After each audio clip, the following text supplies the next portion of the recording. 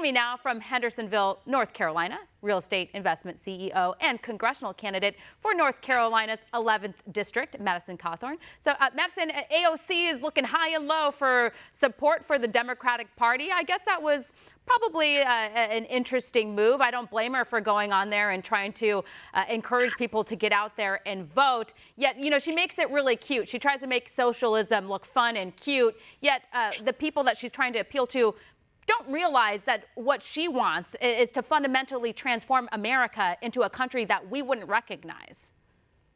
Stephanie, you're absolutely right. Just because you put confetti and bright lights on this vehicle of socialism doesn't mean that it's still a good vehicle.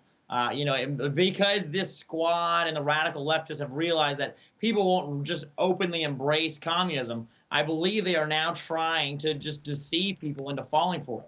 And that's why I think the Republican Party needs to radically change. Our party has just been the party of no and kind of the party of sitting back and allowing the Democrats to control the narrative and culture. Whereas I think we need to be the thought leaders that take over our country, that lead people back to conservatism and back to wanting a limited government.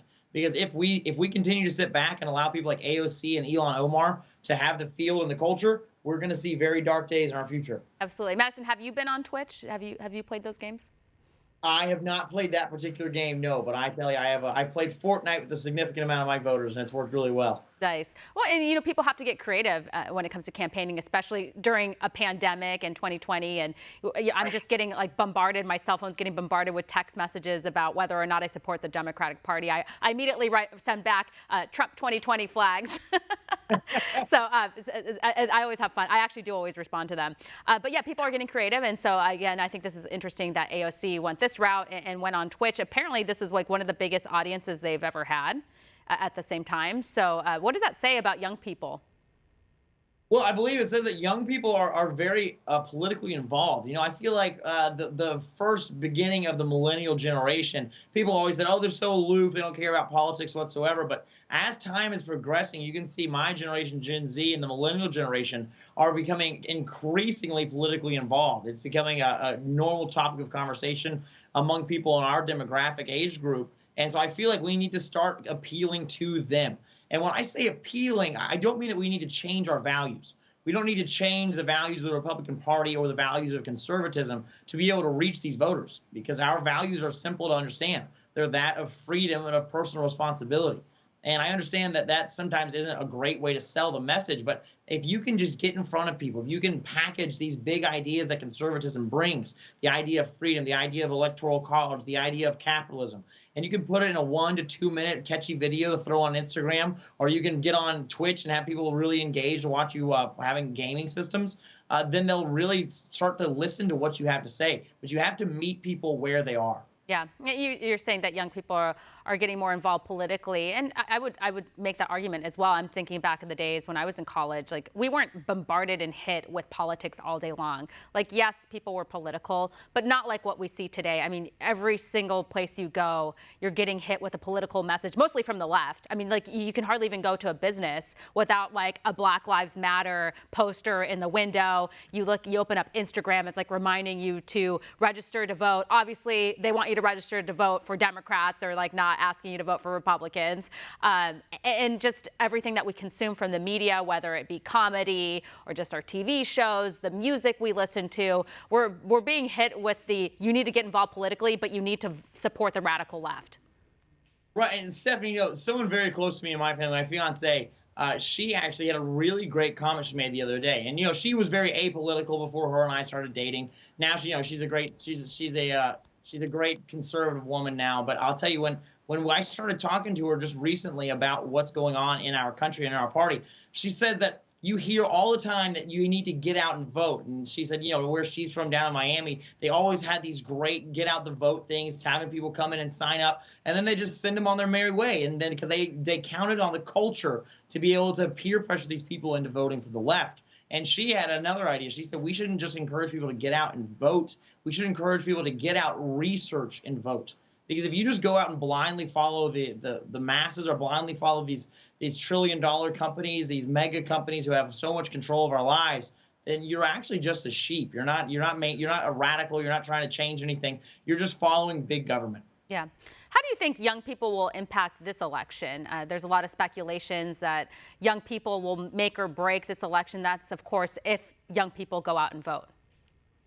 No, I absolutely think that is the case. That's why I'm actually running for Congress now. I've always wanted to get involved with civic service. What I was thinking about when I was 40, maybe 50.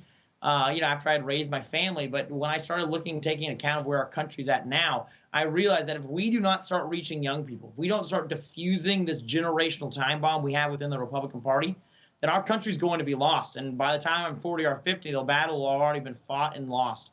And so we need to make a difference now. And so, Stephanie, I'm sure that's why you've gotten involved in broadcasts at such a young age, and that's why I've gotten involved in politics at such a young age, because we realize we are losing our generation, and it's time we stand up and fight. Yeah, it's exactly why I got involved, because I didn't want everyone else to make decisions for us or, be part of the conversation. Like, I want to be part of that conversation. I don't want to just listen to people. Really quickly, something terrible happened not too long ago. I think it was a couple weeks ago or last week. Your house was vandalized in North Carolina. Indeed, yeah. I'm talking about my fiance and everything, but we were waking up to go take. I woke up very early to go and meet our photographer and take engagement photos. We woke up about 5 a.m. We went outside. We're looking forward to the future. We're like, wow, we're getting married. We're going to build a family. I get to be involved in politics. Get to be a part of this conversation to build a brighter future. And so we have nothing but optimism and encouragement when we go outside. And then we see these signs that have been glued to our driveways.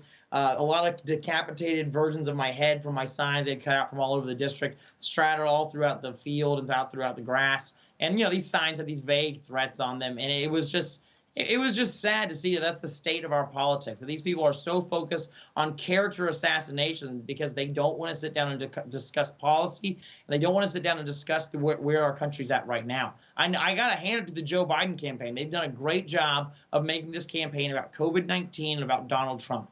Because if you really sit down and talk to either of the major candidates on either side for the Republicans or the Democrats, you will quickly find that you're not just voting between two people. You're voting for a differing ideology. And the ideology on the left is one that says you have to kneel to the state, and you have to kneel to the mob. The state will tell you when and where you can go to church. They'll tell you what your children can be taught in schools, and they'll tell you when and what you can have as a surgery from your doctor. Whereas on the right, we say in our country we kneel just to the God that we worship, and we stand for our flag because we're patriotic Americans. We're not going to back down to some radical mob. Yeah. Well, Madison, you're like calm, cool, and collected about what happened to you, but that's infuriating. And also, like, I just heard about this for the first time. Imagine if this happened to one of the darlings on the left, like AOC. It'd be like a hate crime, and this would be wall-to-wall news coverage. But for some reason, they don't care. And this happening to you just shows what a threat you are to the left, because you're young, you're energetic, you love this country, you believe in the Constitution, and they have an issue with that. So instead of just challenging you on your ideas, they're going to try to attack your home, to intimidate you, and it's really just awful and so ugly. It's the worst form of politics, because if we get rid of free speech, we just want to intimidate people and force them to vote the way we want, that our democracy's ruined. And so, but I am pretty calm, cool, and collected about it, because my dog came out. He got to sniff all around Beowulf, the great German Shepherd, and he's looking forward to getting some exercise if they ever come back. Yeah, well, I'm glad you're okay. Thank you so much for joining us on the program, and we'll keep an eye on your race, and hopefully things go your way. Of course, Stephanie. I'll talk to you right after the election. See you later. Thank you.